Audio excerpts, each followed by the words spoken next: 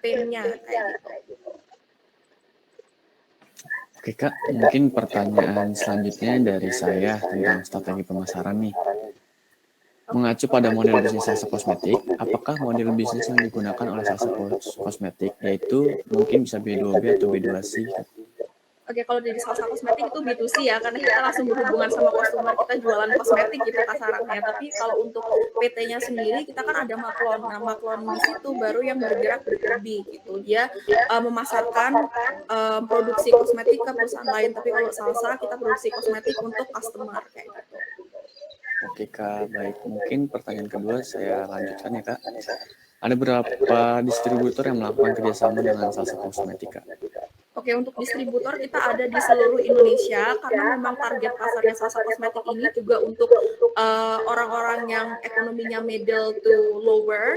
Jadi kita tuh masuk ke wilayah-wilayah yang bahkan terpencil di seluruh Indonesia gitu. Jadi di kota-kota kecil sampai di pulau-pulau Kalimantan, Sumatera, di Maluku sampai ke Papua itu kita masuk semua distributor di situ. Dan juga untuk ngejangkau customer di luar negeri, kita juga dari Shopee itu bisa pemasarannya sampai ke Filipina, ke Malaysia, dan kalau nggak salah itu udah sekarang lagi jalan ke seluruh Southeast Asia, Asia Tenggara. Oke, baik Kak. Berarti pertanyaan ketiga, bagaimana metode pemasaran kepada customer agar tertarik dengan produk yang dijual oleh salsa kosmetik? Oke, kalau dari kita sendiri kita mau branding dulu. Jadi branding kita tuh harus kuat. Kita berusaha ngasih tahu nih, kita berusaha communicate kalau produk kita tuh benar-benar murah. Kalau kalian bandingin produk kita itu bisa harganya itu 20% lower daripada produk-produk yang ada di pasaran. Dan kita juga berusaha kasih tahu bahwa produk murah itu juga bisa berkualitas loh. Buktinya kita bisa aiming Badan POM, kita juga udah punya sertifikat halal. Yang pastinya sertifikat halal ini kan penting banget ya buat customer di Indonesia gitu. Orang-orang juga pasti takut nggak mau pakai kosmetik kalau misalnya nggak ada sertifikat halal. Even Badan POM itu nggak cukup. Dan dari branding tersebut kita coba masuk dari digitalnya kita coba blast di Instagram juga endorsement selalu jalan, konten organik selalu jalan. Terus dari TikTok, apalagi kita endorsement TikTok itu yang paling bener-bener keras dan gencar banget sampai peletakan keranjang kuning kalau kalian tahu. Jadi setiap influencer pun itu jualan buat kita, dan kita juga even kasih commission 10% buat siapapun yang jualan produk kita. Jadi semua produk itu bakal dapat 10% dari setiap penjualan itu. Nah, dari situ pastinya orang-orang bakal tertarik nggak cuman jadi konsumen kita, tapi juga untuk memasarkan kembali produk kita. Jadi konsumen itu nggak cuman sebagai orang yang pakai produk kita, tapi juga sebagai mitra kerja kita nih, karena mereka juga bisa mengafiliasikan produk kita kembali dengan komisi yang menurut aku cukup tinggi gitu. Begitu kayak. Mungkin pertanyaan selanjutnya nomor 4, bagaimana salsa kosmetik mempertahankan stabilitas penjualan Kak? Oke, kalau dari aku sendiri nih, kita harus benar-benar lanjutin promo itu nggak cuma sekali jalan aja. Dari yang aku lihat di kompetitor itu, mereka tuh selalu promo-promo itu putus. Jadi kayak, oh ya kita punya promo ini, tapi bulan depan putus. Terus endorsement ada apa, terus putus. Kalau dari kita tuh continuous, kita nggak pernah putus.